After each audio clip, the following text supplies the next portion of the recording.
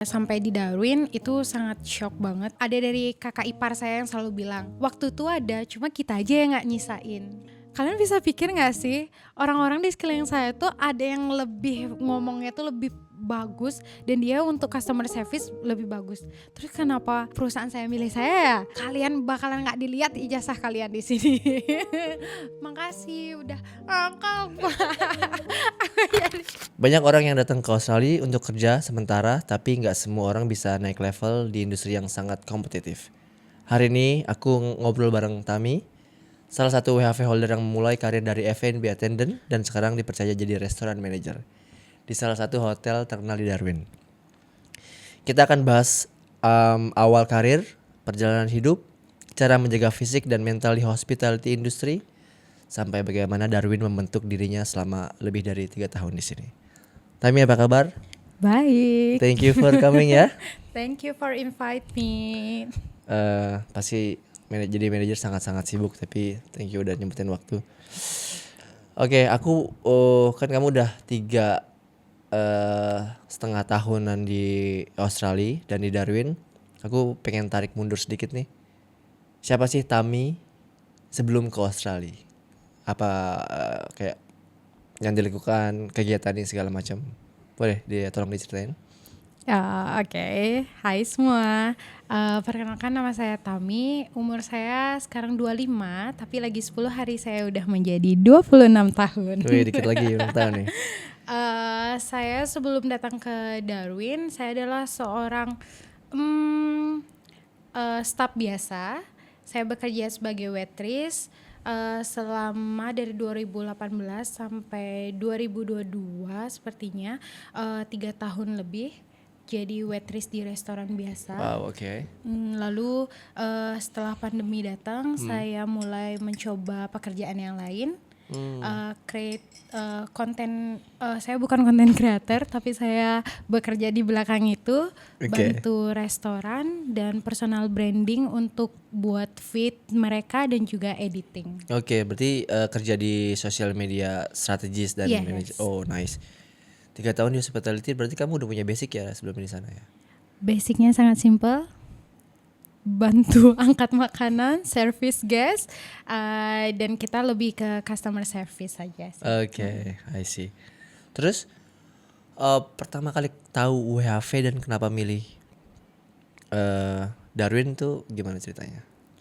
Sebenarnya Australia adalah salah satu mimpi saya untuk ada di sini, karena saya inspirasi dari orang tua. Kakak yang utama, orang tua saya dulu juga pernah bekerja di luar negeri.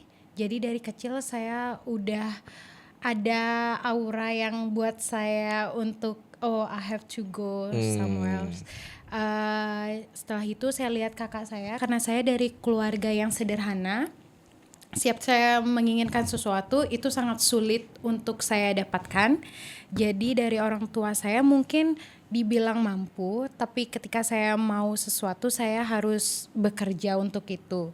Dan di usia saya umur segitu, saya tuh tidak mendapatkan bantuan ataupun dibilang bahasa Indonesia yang benar, kayak uang jajan dari orang tua yang banyak. Itu untuk mendapatkan itu saya jadi kayak susah, makanya saya tuh punya pikiran untuk bekerja ke luar negeri. Dan saya juga udah ada tuntutan dari orang tua untuk membantu mereka untuk membayar sesuatu, jadi memutuskan saya untuk I have to go to Australia. Oke, I see. Jadi drive awalnya tuh sebenarnya udah ada influence dari keluarga bahwa mereka juga punya pengalaman kerja di luar gitu ya. Iya. Oke, nice. Terus pertama kali tahu WHV berarti dari kakak sih, ya. yeah. Oke. Nice. Jadi ada role model ya. Yes. Terus pertama kali nyampe di Darwin kan langsung kerja hospitality berarti kan. Yeah. Nah, masih ingat gak momen 30 hari pertama nyampe di Australia? Kan aku yakin pasti beda banget nih kehidupan Indonesia dan di Australia. Ada gak menarik? Ya, cerita yang menarik. Jadi awal pertama itu sampai di Darwin itu sangat shock banget ya. Kita kan tahu situasi Darwin yang panas, yang beda banget, dan ekspektasiku aku ini sebenarnya Melbourne. Yeah, I see. Oke. Jadi udah write down semuanya. Semuanya. Tuh Melbourne dari SMA orang-orang tuh udah tahu aku tuh cita-citanya pengen banget ke Melbourne, kerja di sana, berkarir di Australia.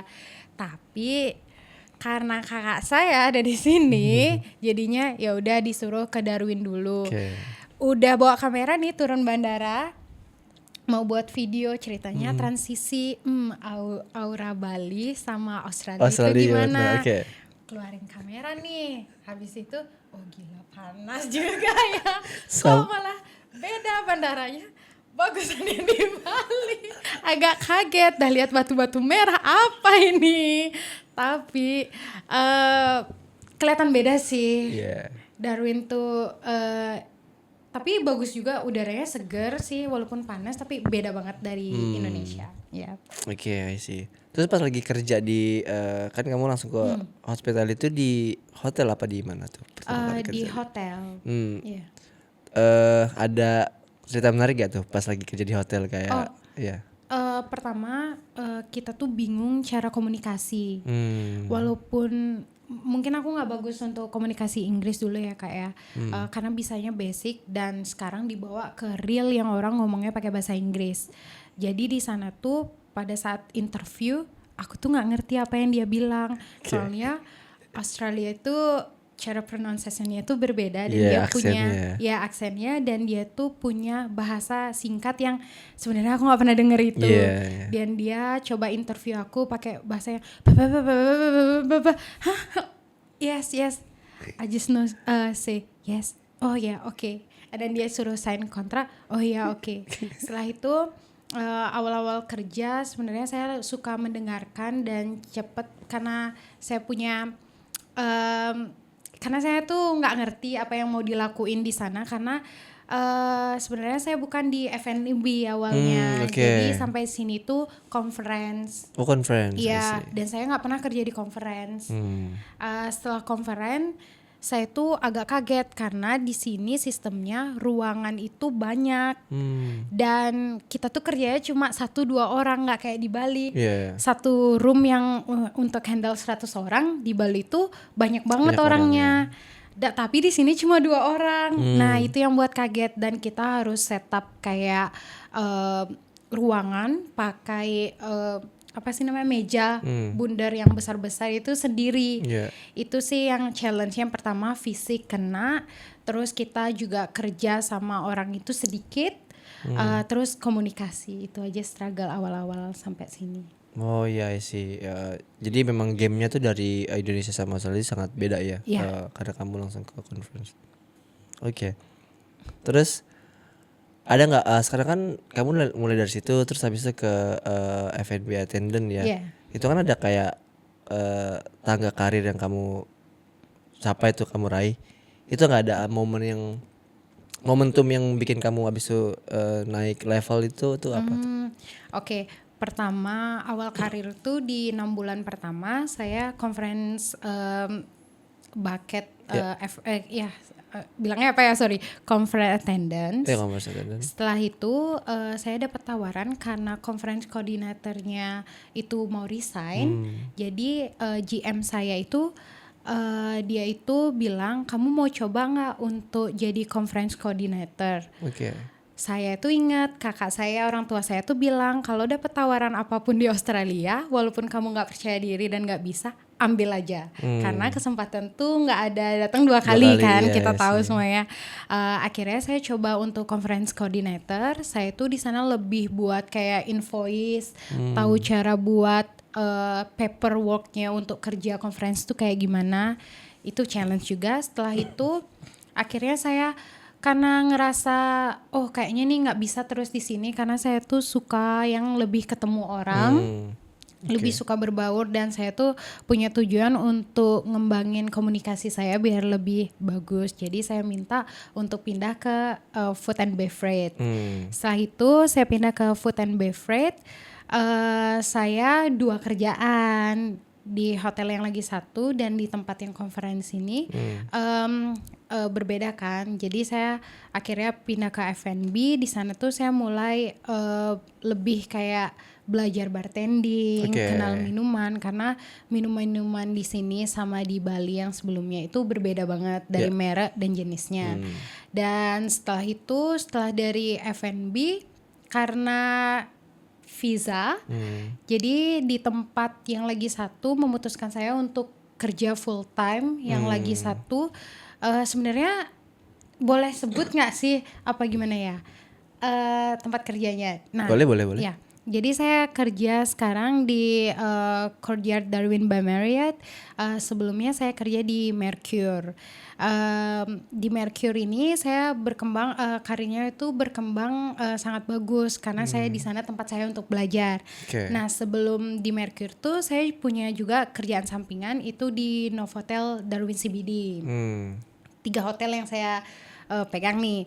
Nah, Wow, 3 hotel loh. 3 hotel. Oke. Setelah itu, setelah di Novotel dan Mercure, saya punya opportunity yang sama. Tapi saya harus bisa lihat yang mana yang memberikan saya kesempatan yang lebih grow untuk karir saya ke depan. Karena di Mercure itu yang saya lihat itu strong banget, semua orang juga mengasah kemampuannya mereka di sana. Tapi saya karena saya lihat kayaknya di sini bukan tempat saya. Di sana bagus, tapi saya ngerasa pasti kalian punya insting yang ngerasa kalau I think it's not right for me kayak gitu. Akhirnya saya dapat opportunity yang lebih di Novotel. Oke. Setelah Novotel itu saya mulai belajar, saya mendapatkan pekerjaan menjadi supervisor awalnya. Setelah supervisor, beberapa bulan kemudian karena Courtyard Darwin ini baru buka, terus GM saya bawa saya ke sana karena mereka dibilangnya satu owner gitu yang punya tapi beda brand. Nah, setelah itu saya disuruh handle restorannya ini dan ya saya bilang iya. Dan akhirnya saya dipindah dan diutus untuk menjadi food and beverage manager. Wow. Berarti tadi kamu sempat mention keywordnya itu adalah kesempatan ya, opportunity ya. Kesempatan opportunity. Berarti kalau misalnya dilihat dari cerita kamu tadi, opportunity di Australia atau Darwin khususnya, itu masih sangat besar berarti ya? Sangat besar. Jadi di sini menurut saya tuh baru belajar ketika kamu mulai respect sama kerjaan kamu dan kamu mulai bekerja dengan baik, yang nggak mikirin, aduh capek banget kerja ini, aduh terus aja ngelakuin ini ngelakuin itu.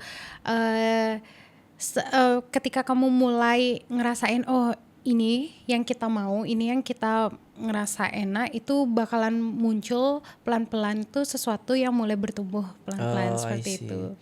Jadi kalau kamu misalnya ibaratnya kamu cintain apa yang kamu lakuin, kan nanti jadinya integrity kan. Yes. Ketika kamu punya integritas, pasti ada kesempatan di luar sana opportunity yang bisa manggil kamu datang lagi gitu ya. Wow. Iya, kita kayak create kepercayaan ke orang aja Yeah, sih sebenarnya. exactly. Iya. Dia tetap harus emang perform juga meskipun tadi kamu mention aku tuh nggak begitu confident loh awalnya gitu, Yeah. tapi tetap oke, aku pengen belajar segala macam, habis itu nanti kepercayaan orang muncul gitu Iya, ya. benar. Wow, menarik. Nah, kan sekarang tadi sempat jadi supervisor, sekarang jadi manager, itu kan aku melihat pekerjaan yang awal banget sampai yang sekarang tuh kan beda tuh atmosfernya tuh. Gimana sih bedanya tanggung jawab antara jadi staff dan jadi manager? Beda banget. Iya, oke. Kalau jadi staff kita kan masih kayak banyak masa bodohnya ya. Ya udah diemin aja, manajer aja yang ngurusin, kita kerja ya udah pulang gitu. Yeah. Kalau manajer tuh sampai rumah kerjaan ke bawah, itu Oke. intinya. Kita tuh lebih yang kita nggak takut sama staff kita. Sebenarnya takut juga sih, tapi kita tuh lebih punya tekanan dari atasan aja. Karena atasan juga punya tekanan mungkin dari atasan yang lebih atas gitu. Iya. Jadi cuma bedanya itu aja, kita lebih ngelakuin report, kita punya tanggung jawab, dan kita tanggung jawabnya itu gimana kita dibilang nyenengin orang yang staff kita aja sih dulu. Karena kalau mereka udah senang sama kita untuk kerja, dia pasti create their work itu lebih kayak semangat kayak gitu. Kalau kita nggak punya respect sama staff kita, dia tuh bakalan kerjanya nggak bagus. Iya. Jadi buat kita juga kerjanya susah banget. Jadi bedanya itu kalau jadi staff biasa kita lebih suka kayak masa bodohnya banyak. Kalau manajer itu kita lebih kayak harus performnya lebih baik sebelum kita dijudge. Iya. Berarti tanggung jawabnya satu lebih besar, terus juga tanggung jawabnya banyak nih. Satu kan ke atasan, satu pertama. Yang kedua ke staff. Yang ketiga ke klien juga kan, ke Oh customer iya juga benar. harus tanggung jawab. Wow, itu berat juga ya. Berat. Nah, kan di sini di Darwin kan Australia kan kita cukup diverse kan, multikultural gitu. Tantangan terbesar jadi manajer di lingkungan kerja yang multikultural gimana? Kayak dari berbagai negara ada staff yang beda. Kadang juga staff nggak ngerti sama apa yang saya bilang. Pernah ada miskom berarti ya? Oh ya ada miskom. Tapi thanks to ChatGPT. Oke. Jadi sebelum saya kadang itu kita tuh kan multicultural ya di sini. Orang itu banyak dari berbagai negara yang kerja sama kita. Contohnya misal Europe, England yang mungkin bahasa Inggrisnya itu yang menurut kita tuh susah banget kita cerna dan kita tuh nggak tahu, apalagi saya tuh sebenarnya kurang fluent di English gitu. Jadi ketika saya ngomong bapak what yang buat kayak anjir gue ngomong apa ya kayak gitu kan. Jadi sebenarnya itu sih yang challenge komunikasinya. Oke, I see. Terus pernah nggak ada momen kamu nggak pede pegang tanggung jawab besar tuh? Oh sering sampai sekarang, tapi karena ada support dari atasan, kayak aku nih bersyukur banget kerja di tempat yang sekarang karena dari general manager, dari yang apa ya bilang ya perusahaannya itu benar-benar ngebimbing kita yang kamu tuh dibentuk gitu. Jadi setiap 6 bulan sekali itu ada namanya pilar yang kita tuh dikasih target untuk personal kita sama tempat kerja kita, ya apa yang kita lakuin. Misal kayak personal, saya nggak confident nih, jadi 1 bulan, 2 bulan atau 3 bulan kita tuh ada kelas yang buat kita tuh dikasih kayak growing diri kita, yang kita tuh dikasih challenge di setiap bulannya. Jadi contohnya saya bilang saya tuh nanti mau karirnya mau buat bisnis nih ujung-ujungnya. Yeah. Dia tuh bisa daftarin saya ke kelas yang develop karir saya nanti. Terus sama saya tuh ditaruh, dan ini paling gong kali sih menurut saya tuh nggak ada bisnis apa-apa, saya nggak punya kenalan yang tinggi, tapi saya dimasukin ke grup atau community yang semuanya tuh business owner di Darwin. Wow. Dan itu tuh buat, ngerti gak sih? Iya. Saya masih umur 25, terus saya dibawa ke lingkungan yang kayak gitu. Terus saya tuh kayak, ini ngomongin apa ya? Itu sebenarnya susah banget, tapi karena dari sana saya tahu bahwa JM saya tuh mau saya tuh lebih percaya Kamu diri. grow Ya, juga gitu ya. bawa apa yang kamu ada di restoran itu ke mereka. Yes. Jadi nanti dapat insight sesuatu dari mereka dan kamu mulai building percaya dirimu gitu. Oh, that's amazing. Balik lagi sih ke ketika kamu punya integritas tinggi, pintu-pintu opportunity itu akan muncul banyak ya. Terus juga tadi aku sempat note bukan cuma opportunity tapi lingkungan kerja di tempatmu dan di Australia itu sangat suportif ya, Iya. bantu kamu grow. Oke. Nah sekarang aku mau masuk ke tekanan kerja dan well-being. Ini tekanan kerja kan tadi cukup banyak kan, administratif, tanggung jawab ke atas, bawah, dan horizontal. Gimana kamu jaga kesehatan fisik pertama, mental di jam kerja yang panjang? Pertama sebelum saya jadi manajer, jadi itu kayak bulan April lalu, tahun yang lalu kemarin. Jadi awal-awal saya masuk, karena saya nggak punya dulu pengalaman sebagai manajer, karena basic saya di Bali itu dulu tim leader aja. Oke. Setelah itu saya jadi manajer, saya nggak tahu apa yang harus saya buat, apa yang saya harus report ke atasan, apa yang saya harus urusin.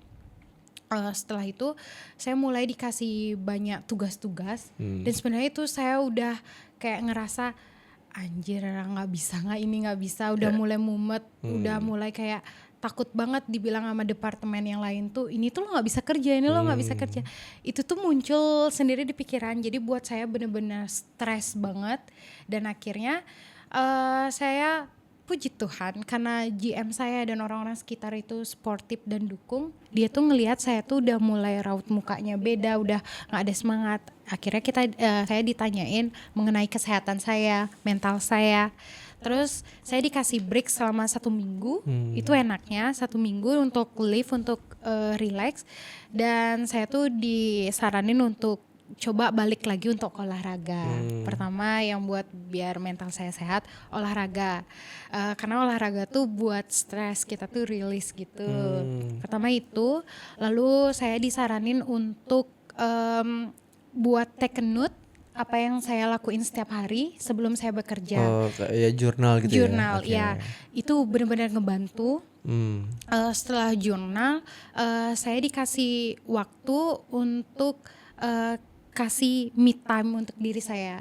Me time itu enggak selamanya seminggu sekali atau sebulan sekali, tapi di setiap harinya tuh kamu harus punya at least 1-2 jam tuh diri kamu sendiri. Mungkin kamu stop taruh HP-mu untuk jalan di sore hari aja, masak kayak atau apa. Nah itu tuh yang buat kita tuh mentalnya tuh lebih bagus kayak gitu aja.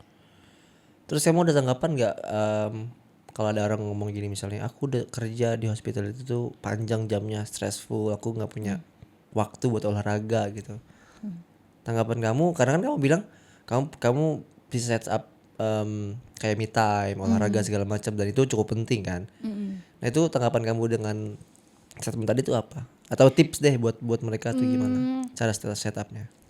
Cara setupnya itu gimana ya cara bilangnya? Karena sebelumnya juga saya ngerasain itu, tapi sebenarnya waktu ini tuh ada dari kakak ipar saya yang selalu bilang, waktu tuh ada, cuma kita aja yang nggak nyisain. Wow, that's deep. Bener kan?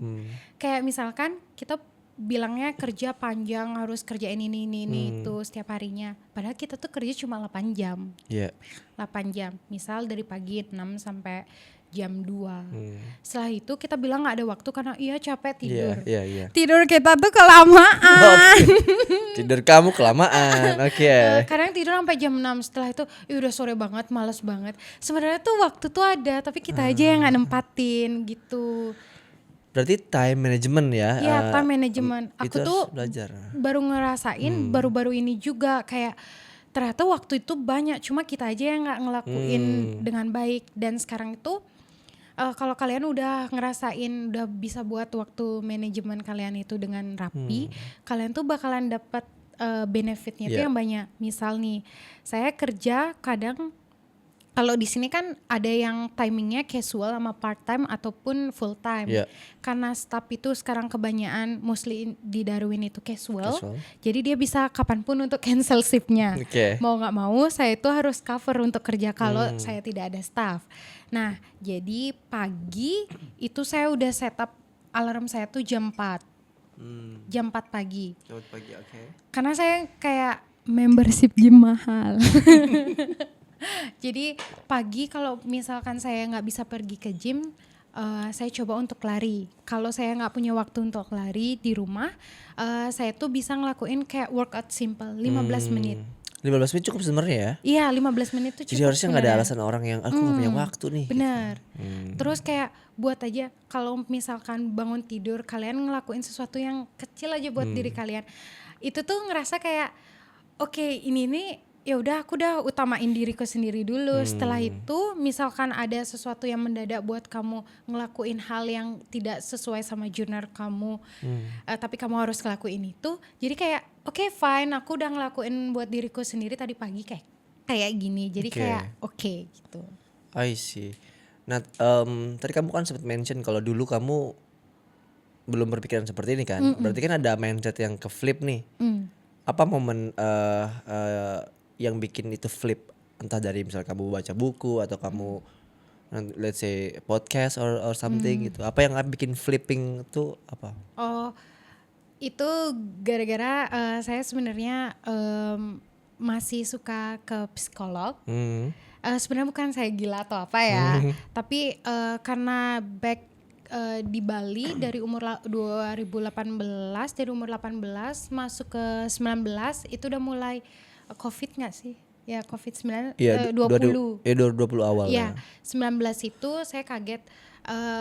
Jadi orang tua saya tuh kayak ada masalah kayak sakit, misalnya kayak gitu ya. Setelah itu saya harus, sebenarnya saya nggak dibebanin ataupun saya diminta untuk bantu mereka, tapi karena sebagai anak Iya. kita saya mengiyakan untuk membantu mereka. Setelah itu saya mulai struggle dan saya tuh bilang sama diri saya, kok hidup saya kayak gini-gini terus kayak gitu. Terus saya selalu suka ngeluh, saya tuh kalau kerja nggak pernah ngeluh. Tapi saya tuh di rumah tuh capek, nangis kayak gitu, kayak ini tuh nggak bisa kayak gini, saya nggak ngerasain enjoy Iya. diri saya. Setelah itu pas saya mulai, pacar saya rekomen kayaknya kamu harus ke psikolog deh, karena dia bilang walaupun kamu cerita sama teman, sama keluarga, mereka itu nggak lihat cara kamu bicara tuh dari sisi sudut pandang yang berbeda dari ilmu yang mereka punya. Dia cuma ngasih kita saran tuh dari pengalaman mereka, tapi ketika kita mulai ke psikolog, dia tuh mulai ngelurusin benang kusut yang kita punya.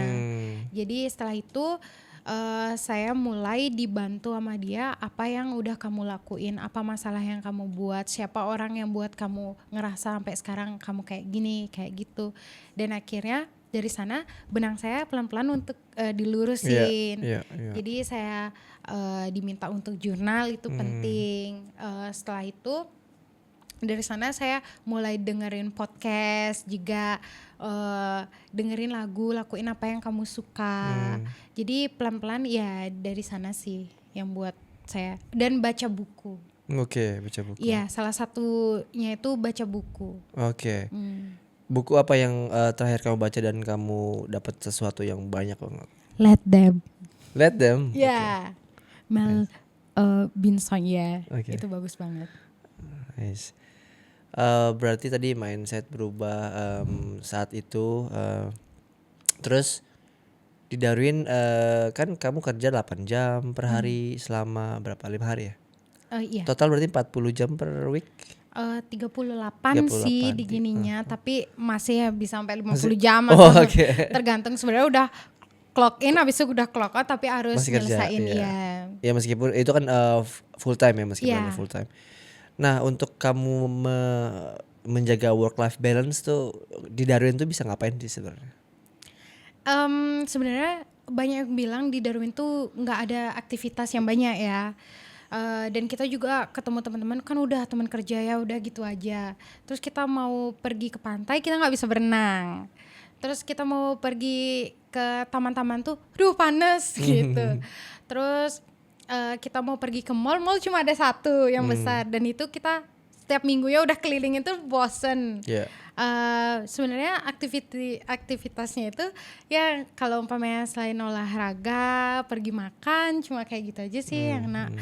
Dan akhirnya saya mulai untuk create nih untuk working holiday visa sebenarnya untuk semua teman-teman sih, karena mereka tuh selalu datang ke saya kayak bilang, aduh boring nih weekend nggak ngapain. Aduh nggak tahu harus ngapain lagi ya, mau makan ini udah pernah, mau kesini udah pernah. Dan akhirnya saya mulai dah, karena saya punya sedikit kreativitasnya yang tinggi, jadi saya create satu community gitu untuk cewek-cewek khususnya, karena sebenarnya sih pengen sama cowok gitu gabung, cuma saya lebih ngelihat ada nih teman, misalkan bukan teman sih, kayak cewek itu nggak semuanya confident banget kalau ada teman cowoknya. Jadi saya juga pengen walaupun di cewek-cewek semua itu tuh mereka juga nggak confident, karena mereka selalu bilang kayak, aduh aku nggak berani, aduh dia cantik, aduh aku males banget deket sama dia, aduh kayak ada rasa yang dia tuh takut, even kita ngobrol sama cewek lain tuh kita ada rasa takutnya. Dan akhirnya saya buat community, nggak community sih, kayak grup, siapapun cewek-cewek yang ada di Darwin yang mau datang itu bisa banget setiap 2 minggu sekali kita ngelakuin kayak aktivitas Kegiatan, kecil, ya kegiatan kayak olahraga bareng, buat apa sih namanya, board kayak gitu.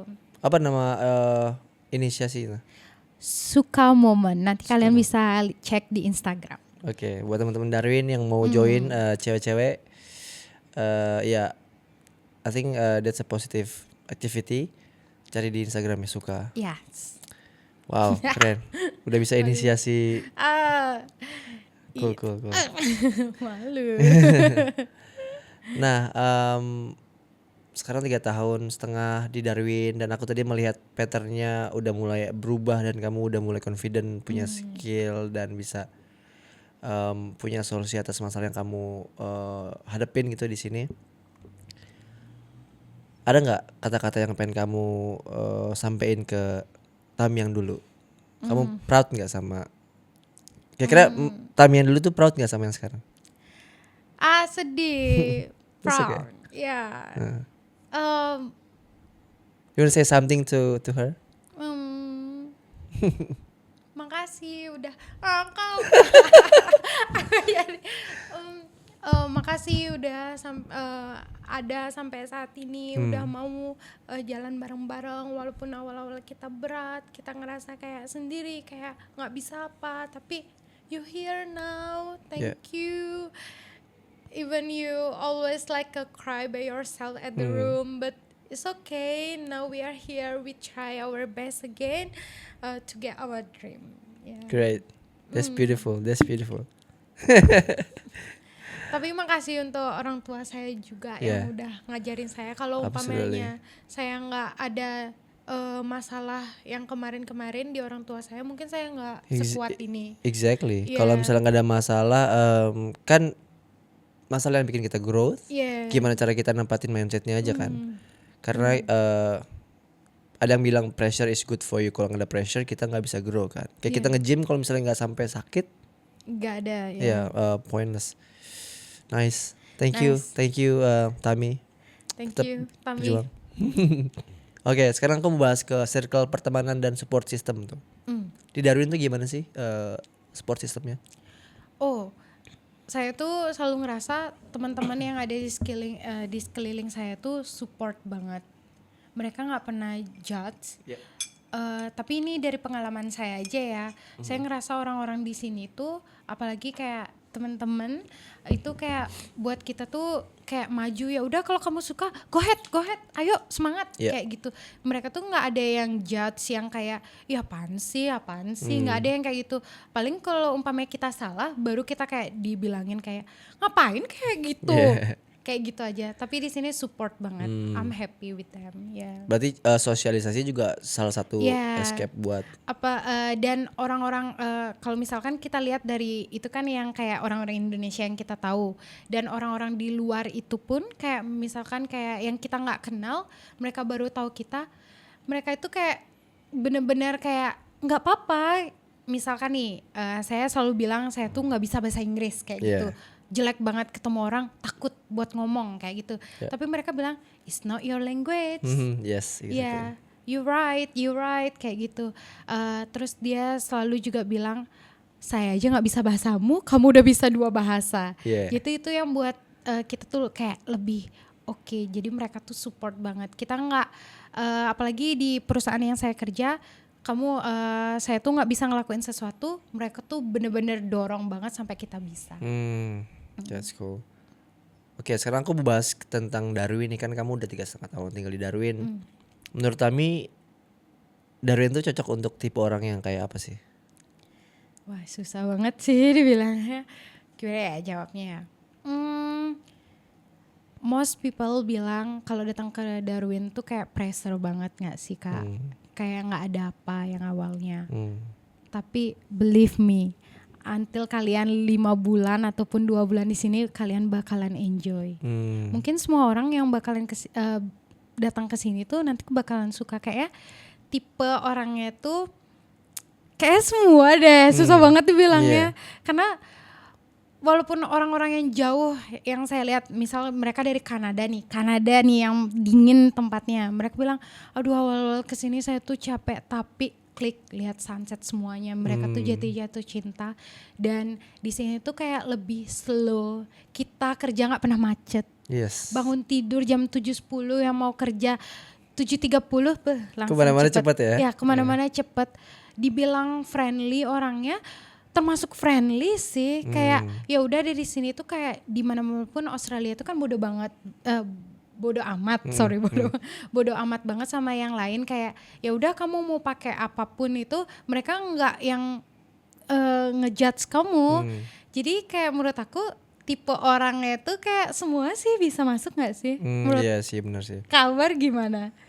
Iya Darwin tuh kayak punya, meskipun kayak Darwin tuh bukan aku banget karena terlalu sepi karena aku bisa kota besar, tapi pas tinggal di sini tuh kayak dia punya warna dan rasa sendiri gitu loh. Iya benar. Terus jadi kayak nyaman. Tadi kamu mention sunset, bener, karena banyak orang dari East Coast datang ke sini buat lihat sunsetnya pas Sunset, dry season. iya. Itu bagus banget. Apalagi ada market kan. Iya benar-benar. Itu jadi salah satu icon Darwin.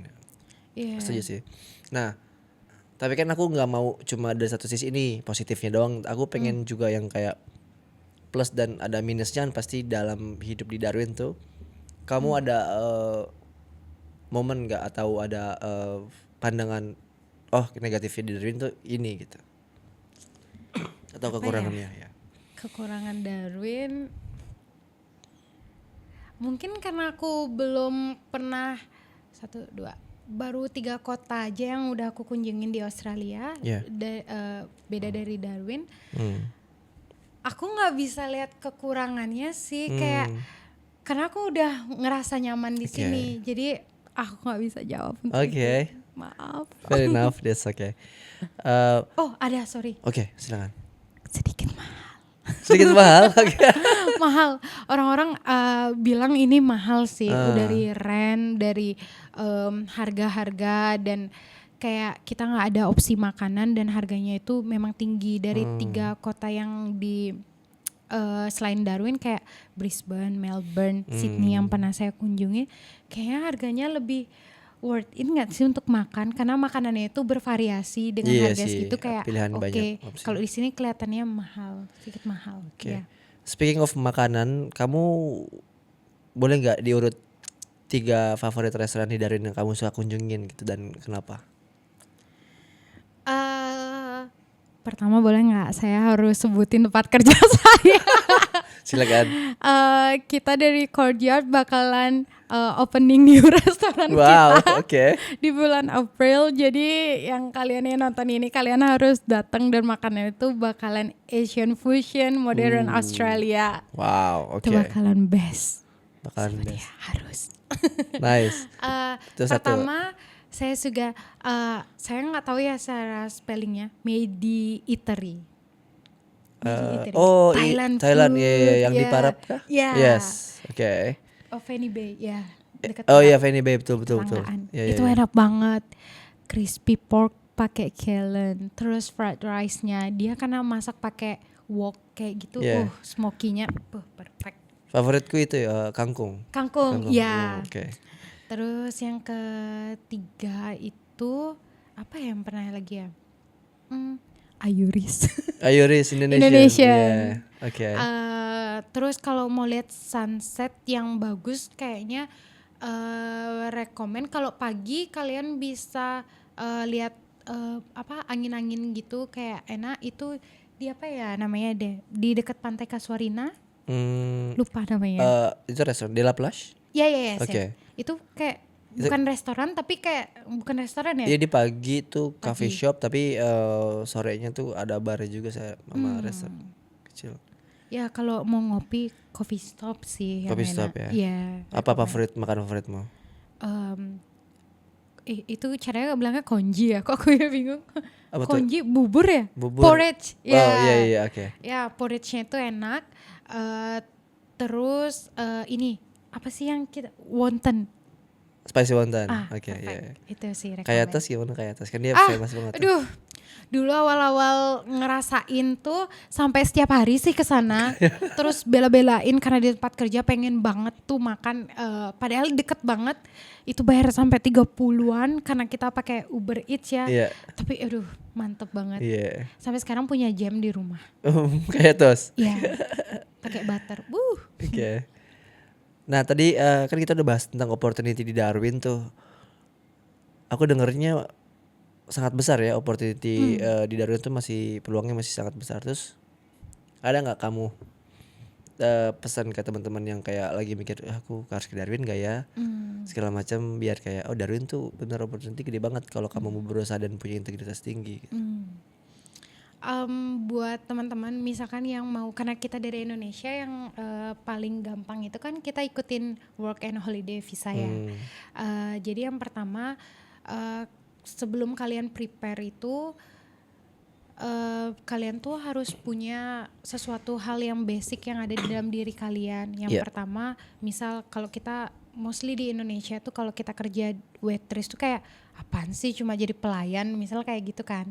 Itu kayak menurut kita tuh nothing, tapi kalau kalian kesini ke Australia di industri hospitality itu tinggi banget loh. Kayak dia tuh punya bener-bener hal yang wah diwahin banget, saya aja kaget. Jadi yang pertama kalian itu setidaknya punya pengalaman yang basic aja, misal bisa customer service untuk di restoran, terus kalian ramah aja. Kalian nggak usah takut kalau kalian tuh nggak bisa bahasa Inggris, karena saya adalah contohnya. Terus setelah itu dimanapun kalian kerja, saya selalu nanemin diri saya, taneminlah hal-hal yang baik, yang kayak misalkan jangan buat diri kalian tuh jadi jelek di tempat kerja dimanapun itu, walaupun kalian tuh dapat bad influence yang di tempat kerja yang kalian lakukan pekerjaan, kalian ngelakuin bodo amat, pokoknya dimanapun kalian bekerja itu bagus atau enggak tidak, kalian tuh tumbuhin aja hal yang baik di sana, karena ketika kita udah tanam biji nanti dia bakalan jadi sesuatu yang besar. Jadi harus pintar pilah value yang kita ambil atau kita absorb dari tempat kerja ya. Jadi pilih yang positifnya aja. Nah aku punya pertanyaan yang cukup challenging nih. Menurutmu, menurut Tami yang udah di stage sekarang, lebih penting skill atau attitude? Attitude still number one. Kenapa tuh? Number one. Karena balik lagi, walaupun kalian nggak bisa apa, tapi kalian punya attitude yang besar, itu tuh bakalan kelihatan lebih besar. Ini ya contoh, saya bilang dari tadi kekurangan saya nggak bisa nih ngomong bahasa Inggris, saya nggak confident sama bahasa Inggris. Kalian bisa pikir nggak sih, orang-orang di sekeliling saya tuh ada yang lebih ngomongnya tuh lebih bagus dan dia untuk customer service lebih bagus. Terus kenapa perusahaan saya milih saya ya? Kan ada pertanyaan kayak gitu. Dan saya tuh baru tahu jawabannya ketika saya ngelakuin pilah sama GM saya. Karena GM saya tuh saya nggak tahu, tiba-tiba kerja lagi di perusahaan yang sama. Dia tuh terakhir bilang kayak gini, karena saya terakhir saya ngerasa kayak kok saya nggak grow ya kayak gini, apa feedbacknya. Terus dia tuh semangatin saya, dia bilang seperti ini, kamu tahu nggak awal kamu datang ke Darwin, saya itu yang tolak CV kamu. Oh iya? Sakit hati. Dia bilang, saya nggak mau noleh kamu, saya lihat kayak itu tuh kurang banget kayak gitu. Dan akhirnya di departemen manajemennya itu, di conference itu, karena dia kekurangan staff, jadi dia mau nggak mau dia pilih saya.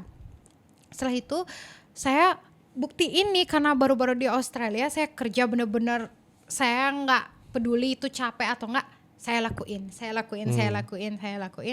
Akhirnya pelan-pelan orang itu lihat saya, ini Ana punya sesuatu yang beda, walaupun dia ngerasa kurang, tapi dia ini ada sesuatu yang orang lain tuh nggak punya, katanya dia seperti itu. Dan akhirnya saya sedikit-sedikit dikasih opportunity, disuruh ini saya lakuin. Awalnya saya conference coordinator tuh saya nggak tahu di Excel ataupun buat apa sih namanya invoice. Akhirnya saya ingat saya di training cuma 2 jam. Setelah itu saya harus ke ruangannya dia, saya dikasih pertanyaan, gimana cara buatnya nih?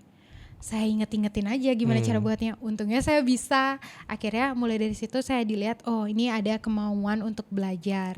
Dan akhirnya di tempat yang lagi satu pun saya mulai dikasih banyak tugas, tapi saya selesain walaupun saya nggak bisa, saya selalu lakuin dengan baik. Nah mungkin dia ngelihat juga saya nggak begitu gimana ya, orangnya neko-neko. Jadi dari attitude pun kalian bisa grow walaupun kalian ngerasa nggak punya skill apapun, dimanapun itu. Wow, that's great. Attitude number one. Cool. Behave guys. Oke. Ada nggak pelajaran terbesar dari perjalanan ini dari kamu dari Indo sekarang segala macam? Kalau di wrap up jadi satu kalimat tuh apa yang bisa kamu? Apa ya? Boleh pikir nggak dulu? Boleh. Em, Pertama bener sih attitude, tahu diri aja.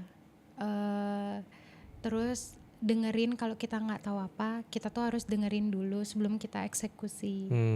Kayak gitu yang pelajarannya. Terus kayak jangan pernah ngerasa kecil karena orang lain tuh bakalan ngeliat tuh karena orang lain tuh ngeliat kita di sisi yang berbeda juga. Jadi ada sesuatu di dalam diri tuh yang bisa dilihat besar. Jadi jangan takut. Terus jangan takut memulai gitu. Oh yeah. Ya, kalau kita terus skip, kita nggak akan tahu itu bakalan jadi bagus atau enggak karena kita nggak tahu. Yes, exactly. Ya, jangan pernah takut untuk memulai pelajaran karirnya. Terus kayak selalu ikutin arahan aja. Kayak selalu juga ikutin diri kita sendiri. Karena di sini juga kalau kita nggak suka ngelakuin apa-apa, orang-orang juga kayak ngasih kita peluang gitu. Okay, if you don't like it, it's okay.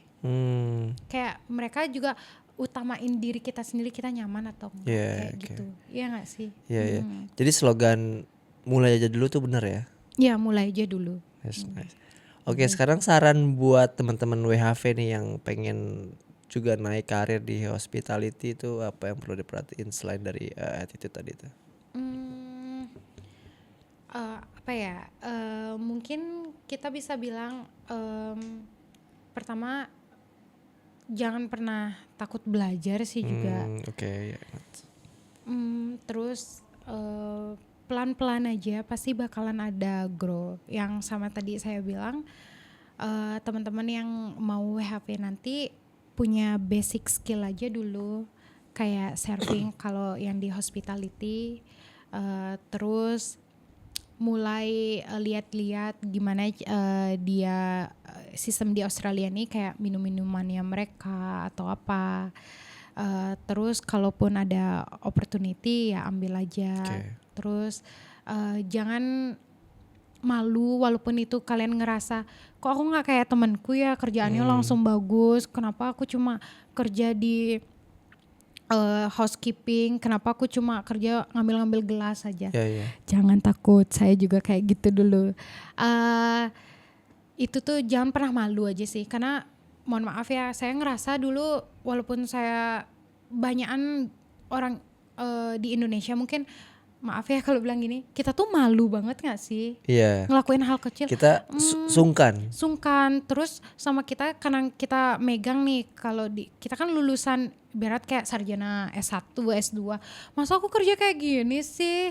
Kayak kalian bakalan nggak dilihat ijazah kalian di sini. Bener. Jadi jangan pernah malu apapun tuh kerjaannya, nanti yang kalian yang udah sampai sini ambil aja. Itu tuh sebagai first step kalian untuk kalian grow nanti. Oke. Nice. Nah, apa yang Tami lihat